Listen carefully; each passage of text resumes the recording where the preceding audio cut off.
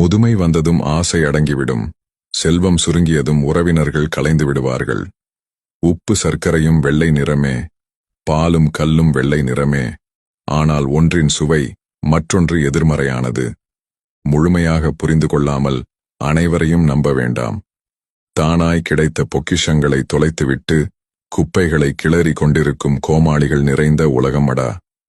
பிறரை குறை சொல்வதில் உன் நேரத்தை வீணாக்காதே. இறைவனிடம் சரணடைந்தால் உனது கவலை தீரும்.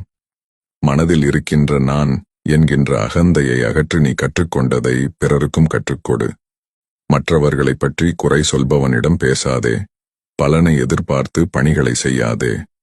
பிறக்கும்போது அனைவருக்கும் ஒரே பெயர், குழந்தை இறக்கும்போது அனைவருக்கும் ஒரே பெயர் பிணம். நீ யார் என்பதை உன் செயல் சொல்லும். இப்போதெல்லாம் நிறைய குடும்பங்களில் சொத்துக்களை பிரிக்கும் போதே சொந்தங்களும் பிரிந்து விடுகின்றன. உயரத்தில் இருக்கிறோம் என ஆட்டம் போடாதே. தவறு விழ நேர்ந்தால் தரையில் இருப்பவனை விட உனக்கே பாதிப்பு அதிகம். நேரில் ஒருவரிடம் ஒரு மாதிரியும் அவர் இல்லாத போது அவரை பற்றி தவறாகவும் பேசக்கூடாது. தான் வாழ வேண்டும் என்பதற்காக அடுத்தவர் வாழ்க்கையில் விளையாடுவது மனித பிறப்புக்கு சாபக்கேடு. உலகில் எல்லாம் தெரிந்தவர் யாரும் இல்லை, எதுவும் தெரியாதவர் என்றும் ஒருவர் கிடையாது.